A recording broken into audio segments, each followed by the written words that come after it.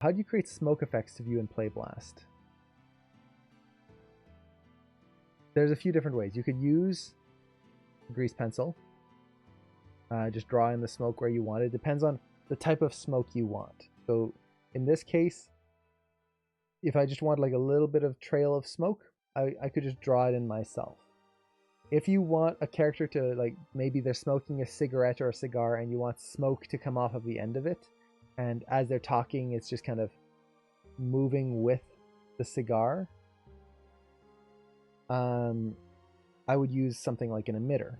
So let's actually create a quick cigar style object here and make sure that I've got manipulator showing and selection highlighting. That's going to make it a lot easier. So 90 degrees. Okay. Let's kind of just make this a little bit longer. And I've never smoked a cigar or a cigarette, so I have no idea exactly how they're shaped, but maybe make it a little bit thicker in the middle here, just for the sake of visual interest. Okay. So something like that. So we can do something like that. And let's say we wanted to smoke from the end. A simple way to do this is to use an emitter. So I could create an actual smoke simulation. That's typically a fluid type simulation. Even though smoke is air, it would be considered a fluid animation. It's a type of fluid. But fluid animations are slow and they're kind of a pain. Instead, I'm just going to create an emitter. So I'm going to go to End Particles and just hit Create Emitter right there. And an emitter is basically an object that just emits particles, like so. I'm just going to add it to the end of the cigar here. Let's actually constrain it. So take the cigar, take the emitter, and then we'll just go to constrain parent. Now, as I move this, the emitter should move with it. Okay. So, first of all, let's actually set up our emitter to be smoke. Right now, this is a very weird cigar. It's just kind of pouring out ash. It's very strange. So let's go into our attribute editor and tweak our emitter a little bit. So first of all, we need to change our gravity. So right now everything is being pulled down. This is the gravity direction right here. So let's actually set that to, instead of -1, which is down, let's put it to +1, up. There we go. Hey, now we're getting it in the right direction. Perfect. Now it might be moving a little fast, so maybe let's lower this. Normally I don't try to move too much of the gravity because it is a constant, but you can adjust those. So maybe make it 4. Now it'll go up just a little slower if we want kind of lighter smoke. Okay, we've got the direction, great. Let's go to the actual particles here. So this is where we start getting into trying to make it look a little bit more like smoke. We have our lifespan. So how long will these particles live for? If we set our scene to be very long here, you'll notice that they just keep going forever, which might not be quite what we want. We'll just have a long trail of smoke that never disappears. So let's set a random range. So this way it's kind of varies up how long they'll last. And what I'm going to do is I'm just going to hit play and see how long I want this trail of smoke to be. Well, that's not long at all. So let's go maybe between 30 to 40 frames. Or it's going to be 30 with a random side of 10 frames either way. Okay. That's a little long. Okay, lifespan, let's do 4. Forget if it's seconds that it counts in here. There we go, that's better. So we get this, and you can see how it's kind of trailing off unevenly at the top. Okay. Particle size. Well, we can just make them much thicker. And actually, wait, it's not going to show here because we don't have objects. I haven't used emitters in a while. Let's see, what else can we do here? Collisions, if we wanted to collide with anything. I wonder if this is going to do it. Oh, yay. Look at that. Now it's just spitting out particles in all directions. Let's see. What I want is... Let's do a streak. Yeah, so I'm changing the render of the particle. So instead of having just a point, we could make it something like a streak, which, let's see, line width, maybe make it a little bit bigger. And you can start to adjust how that looks. So if we want thinner smoke or thicker smoke, we can do something like this. So let's say for now, this is good. I would just play around with all of these settings. You can get a lot of different things just out of this. You can even put in sprites, so you can actually have little emitting objects in there. Maybe a blobby surface is actually pretty good. Definitely way too thick.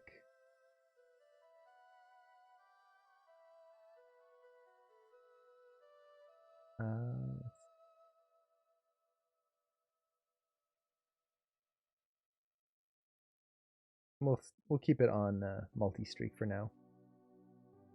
Actually, cloud is pretty good. Oh wait, yeah, this is where radius is going to come in. Haha. Actually, this is pretty good. There we go. So we can start to get this. Now, again, the more you dig into this, the more you kind of play around with the settings here, you'll be able to get some really cool effects through this. Maybe make it a little more transparent. So something like that. Now, the nice thing with this is because it is constrained, I can let this go through. When you're doing a simulation, it's always good to start the simulation in negative frames. So let's say -20. The reason for this is it lets the simulation start running first. And then let's take our emitter. And where is that setting? So you need to set it to start in the negative frames. I always forget what that one is. Solver time, start frame right here. So let's have this start at actually negative, we'll do -30. So what that gives us, let's say our shot is 200 frames long. It gives us time for the actual simulation to kick in before the animation starts. This is very important whenever you're doing any type of simulation. I probably need a little bit more time there actually. But for now, let's say that's good enough. So let's actually animate the cigar here. And just have it kind of move through the scene.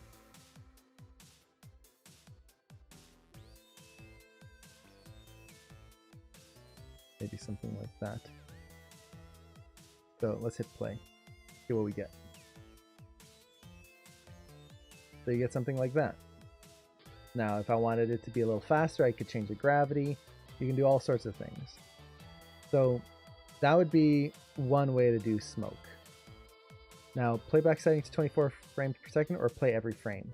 I have it set to play every frame, but with a max playback speed of 24. Now, this is actually very important. Thank you for mentioning this. when you're doing any type of simulation, you need the playback speed to be set to play every frame. This is how Maya calculates the simulation correctly. If it's set to 24 frames per second, it might actually skip frames to keep that speed, which is not good for a simulation. It'll break your simulation. So instead, play every frame, and then you can just max it out at 24 so it never goes above that. This is basically my default settings for everything. Even though mostly I animate, I'm just so used to having this way that it's my default. So that is very important.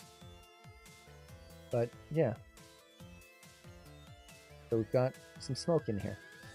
Now, if you wanted to, what's really cool is if I take my emitter, I can maybe add some like wind noise. So let's say I want a little bit of wind in here. So you'll see that the smoke is actually moving a little bit. Let's increase that wind speed a little bit more so we can really see it. So you can see how it's kind of pulling sideways now, like so. But it's still just a perfectly straight line. Let's add some wind noise to that. The wind noise basically makes it so that the wind isn't constant. And let's actually add more. And what it should give us is smoke that doesn't just go in a perfectly straight line. It should kind of billow a little bit more. You can kind of see it starting a little bit there.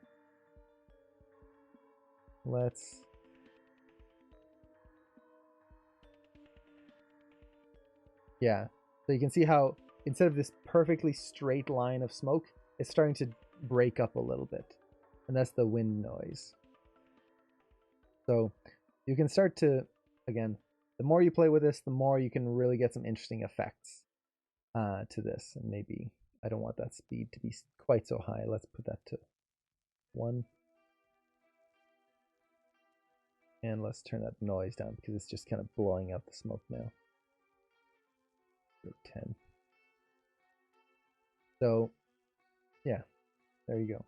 You have to render it if you use emitter or play blast. This is right in the viewport, so it'll play blast just like this. So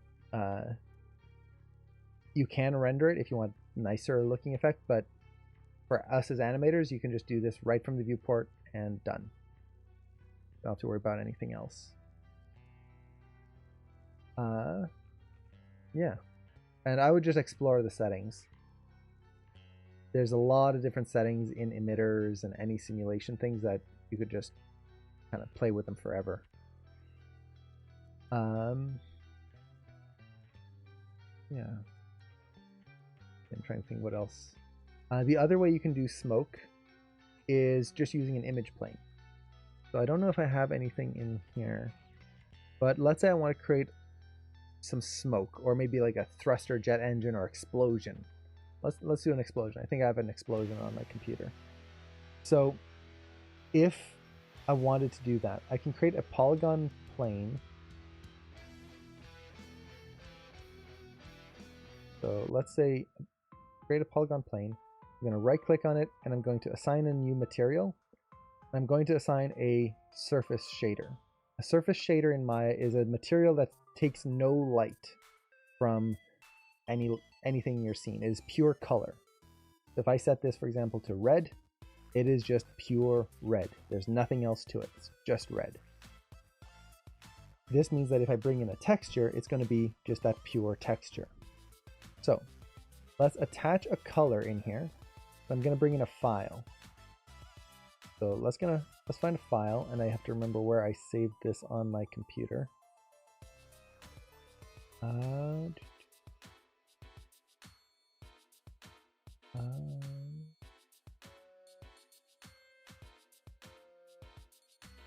No, it's here somewhere.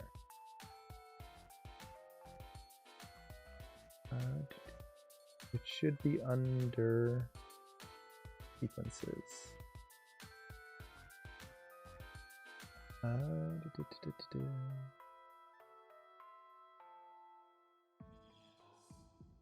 Sequences, there we go. So I've got this image sequence in here.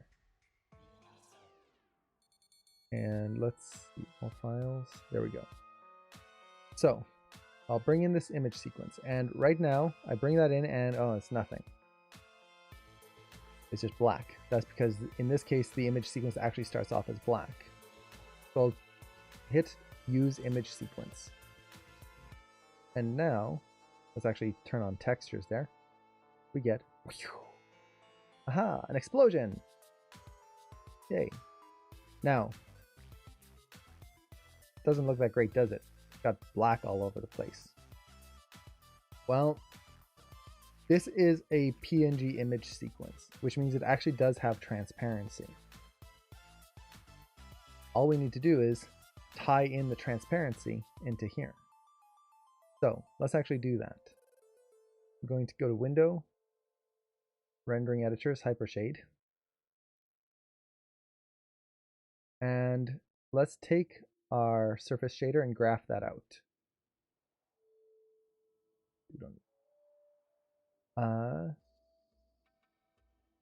Okay. So we've got our image sequence here, PNG. Now PNG should have an alpha channel to it. So I should just be able to take my alpha channel and bring this in to the transparency channel here. So let's just try that, see if it works. Kind of. It's backwards. You can see the center is transparent. Yay, we can actually see the cigar. Where's the cigar here? Right through the center. Yay! It's backwards. What do we do? Well, we just have to reverse the layer here. So I'm just going to hit tab. That'll let me search for nodes here and type in reverse. So we've got a reverse layer. Let's take our alpha, bring that in. There. Then output that into the transparency. Voila! Explosion. There. So if you had a image sequence of smoke, of a thruster, of fire, if you want to have a character with a torch in their hand or like torches along the wall, just make an image sequence. There you go. High quality. Look at all those particles and effects there. Look at all of that detail. Yeah, cigar grenade, exactly. And there we go. Now I can just take that image plane and scale it up. Maybe I want to make it a little wider. I can just put it wherever I want and then done. So there's a lot of different ways that you can make smoke, make fire, make effects, any of these kinds of things. And it really allows you a lot of control as an animator. And the big thing here is that what it means for us as an animator is that we don't have to do super VFX heavy shots. It's not like we have to try and learn how to do a proper explosion, make the fire, make the smoke, make the simulation all work with our animation and all of this extra stuff. A lot of it's very heavy, a lot of it's very complex, and if you don't do it right, it doesn't look good anyway. So we can go the quick route and we can get an effect that looks really cool and takes a minute or two to set up, and then we can keep polishing our animation. And this is something that they use in film quite a lot. So what animators will do when they're showing their shots to a director, for example, let's say you're animating maybe Iron Man or something like that, where you've got a character who's got like this blast that's going to come out their hand, or maybe they're in this suit and there's going to be thrusters that kick on. Well, when you're showing the director and you have your character go ha to do the attack and nothing happens, and they're supposed to be like in a fight and shooting things and all they're doing is that's not interesting, and it kind of breaks the immersion for the director. So animators will take image planes and just put like an image plane of a blast, of an explosion, of a bullet or something that just goes poof, and then constrain it to the hand. There you go. You get the effect, the director gets the idea of what's going on, everyone's happy. You could have like sparks where bullets are flying, just put a ton of little image planes on a character and just ping, ping, ping, ping, ping, all over the place. You got sparks ricocheting off their armor as they're taking these bullets and like taking these impacts, versus the character just doing this and like pretending to be shot and nothing's happening, which just looks like they're wiggling in place for no reason. So that ability to just use an image sequence and put in a complex little thing is actually really, really powerful. And I would say it should be part of your animation arsenal, especially if you're going more towards VFX style shots. It's amazing how much it can add. If you have like a character or just a image sequence of kind of like breath or smoke, you can put in front of a character's mouth in a cold environment, and every time they speak, just kind of have this puff of air that comes out, and it makes it look like they're cold versus trying to simulate a puff of air every single time they speak. That's a pain. Just use an image sequence and you're done. So, yeah. Hopefully that answers your question about the smoke. I know it was a lot of different things, but yeah. And you could even take like an image sequence like this if you have a smoke, constrain it to the cigar, and you could just have that as the simulation basically. And you can just either animate it a little bit if the cigar is moving a little, or if the cigar is just kind of in an ashtray. It's perfect, and you get a high detailed smoke without trying to do an emitter or something like that. You just want to make sure that the sequence is long enough for your shot or that it loops. Yeah. Let's see. I'm trying to think if there's any other things I can go over here. Does anyone else have any other questions on any of that? Before we move on.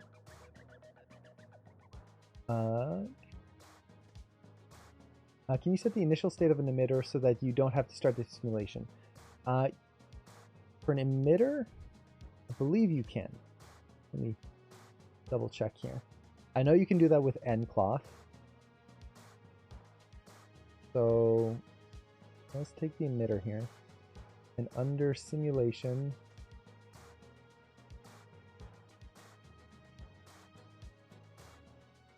it might not.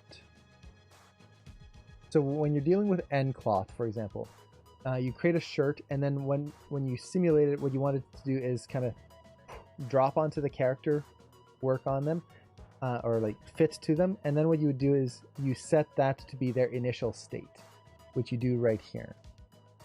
So it might work.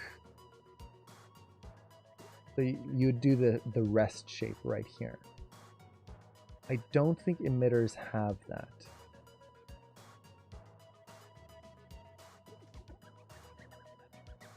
Because emitters have to actually emit something. It's not like with a cloth, when it sits, it sets that as the default position for all the vertices, all that information. With an emitter, because it's literally emitting things and has to take time to create them and let them go based on the physics of the world, I don't know if there's a kind of like start here mode. Maybe in field solvers. So I'm actually going to delete the animation for the cigar here. And let's just kind of play this out. Get it to a nice starting point. Let's say there. Emitter. Initial state set for selected. No. That's what I thought.